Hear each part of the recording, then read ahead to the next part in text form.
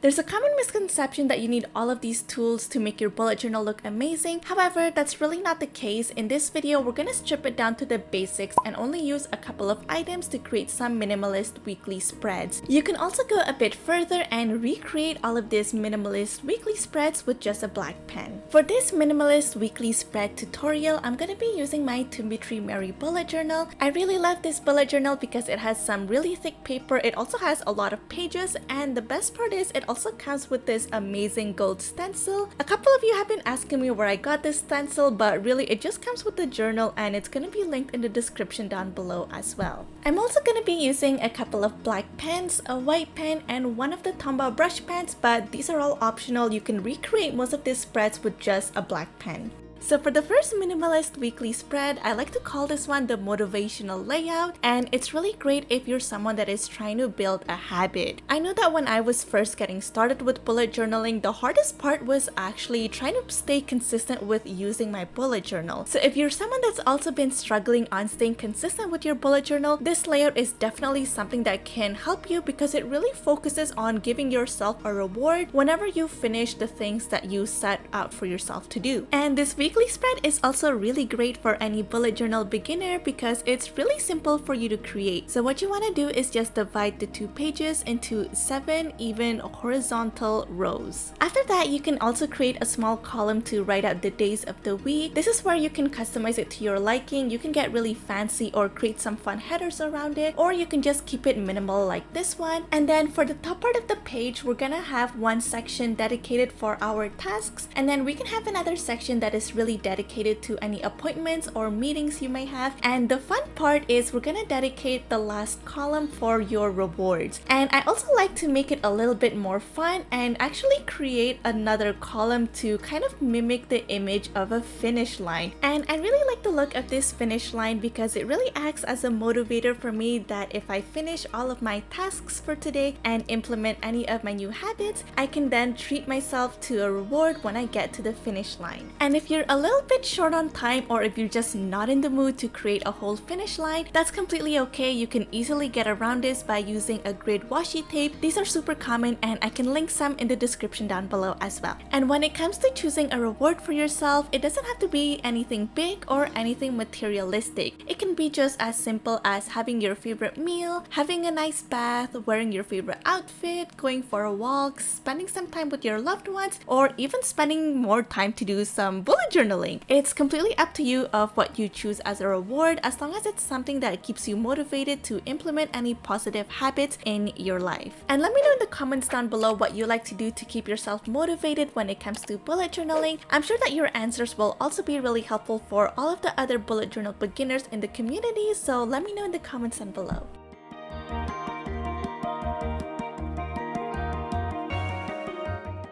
Now, this next minimalist weekly spread is also a really great layout for any bullet journal beginner, and that's because I feel like it's one of the quickest spread that you can create. All you need to do is create a quadrant by dividing your page in half horizontally and vertically. You can definitely just stop right here and just write out the days of the week and use this as your weekly spread, but for this tutorial, I'm going to show you a way how you can customize it so that you can add a little bit of your own personality to your bullet journal as well. So what I like to do is just take a really light color and use that to highlight the days of the week. You can also use this technique to add a little bit of color in the extra square that we have in our quadrant. You can use this to highlight the name of the month, and you can also use the space below the calendar for any additional notes that you want to write out throughout the week as well. And if you're looking for other ways that you can customize this layout and add a little bit more of your own personality to it, you can definitely get creative with the borders of the quadrant, or you can even add a lot of doodles around the page as well.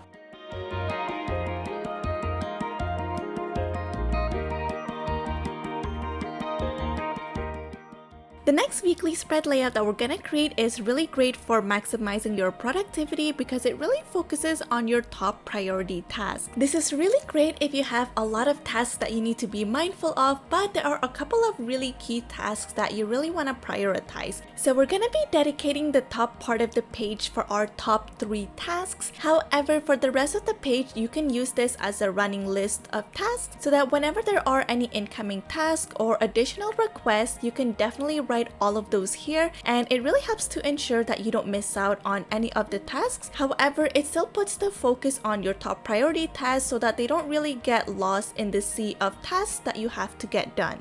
And for the page on the right, I also like to pair it with a typical one-page weekly spread layout and kind of use the two in combination. You can definitely use these two pages separately on their own or use it together like I did here. The difference between the running list and the page on the right is that the running list is really helpful if you have any task that doesn't have a specific deadline. And so if ever there are any additional tasks or requests, you can definitely use that in your running list and get to it whenever you have any additional time. And if you have any specific deadlines for a specific day, then you can use the page on the right so that you can make sure that you get it done on that specific day.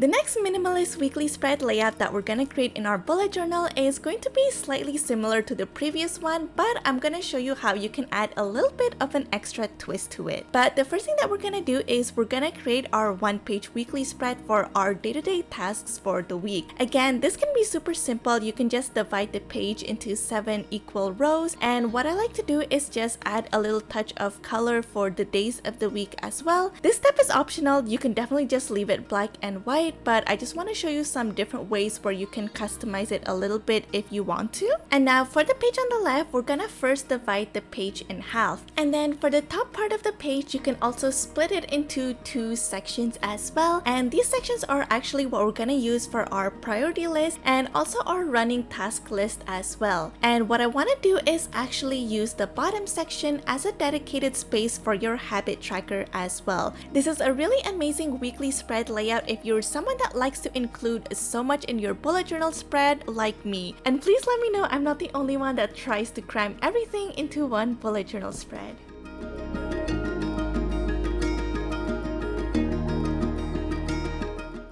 If you really like the idea of having layouts that can help you prioritize in your bullet journal, then I think you're definitely gonna love this minimalist weekly spread because it's inspired by the Eisenhower Matrix, and it's definitely been a spread that has helped me prioritize and stay productive in so many ways. So the purpose of the Eisenhower Matrix is to help you prioritize the tasks that are the most urgent and most important to you. So what we're gonna do is we're gonna create a quadrant in the bottom half of the page, and then you're gonna label one axis of the quadrant to be important or not important, and you're also gonna label another section to be labeled as urgent or not urgent. And basically, by being able to classify your task in one of these 4 columns, it really helps you to prioritize the order in which you do these tasks. The point of this matrix is to really help you prioritize on doing the things that are the most urgent and the most important right away. And then for the other tasks, you can even choose to schedule it for a later time, delegate it to somebody else, or even cross it off your to-do list completely. Now, even if you don't have anyone else to delegate these tasks to, I think it's just a really helpful exercise for you to classify your tasks in order of urgency and importance.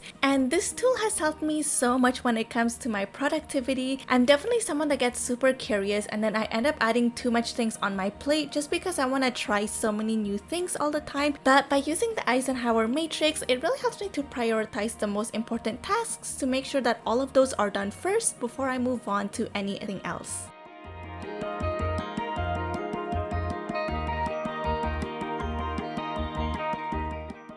The next minimalist weekly spread that we're gonna create is really great for you if you want to have a more detailed breakdown for each part of your day. So this can be something as splitting your day into 4 sections for the morning, afternoon, evening, and night. Or you can even use this layout to track your meal plan and separate the different columns for your breakfast, lunch, dinner, and snacks. If you're a student, you can also create more or less columns to reflect the amount of classes that you have each day and use each column for the class. It's really up to you and how you want to use this specific layout, but basically the goal of this layout is to have your general tasks on one side of the page, and then you can even have another side of the page for an even more detailed breakdown. This is also a really great minimalist layout if you're someone that has a lot of routines. So if you have a specific morning routine or nightly routine that you want to keep track of, you can definitely do that here as well.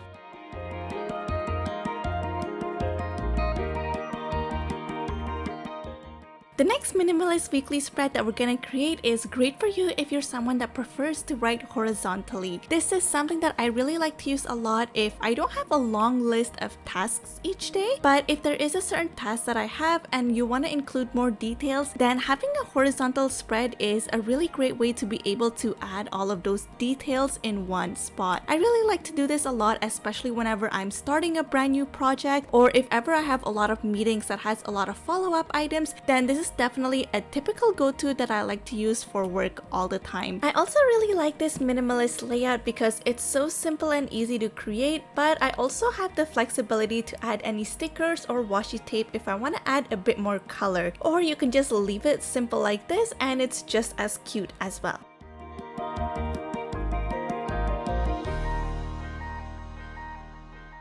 The next minimalist spread that we're gonna create is a great one if you want something that is a little bit more detailed and something that also incorporates your daily or hourly schedule as well. So this is a weekly spread layout that can be really useful for you for work or school as well. What I like to do is first create a section at the top and the bottom of the page as well. You can use a column for each day of the week, and then I also like to split the middle column in between as well, and this is going to be the hourly schedule that we're gonna use for our day. Now what I really like to do is really dedicate the top section for any priority events that you have for that day, and then in the hourly schedule you can use it to block off any tasks, if you have any meetings, or even if you have any commute times. It's really great for you to be able to just have a bird's eye view of the times that are blocked off in your calendar so that you know what are the available times that you have to dedicate to certain tasks. And if you see that your schedule is completely booked, then it also acts as a signal for yourself that you don't have a lot of time to dedicate to any new task. On this side, I also like to add a little calendar, and you can also use the extra space for any additional notes as well.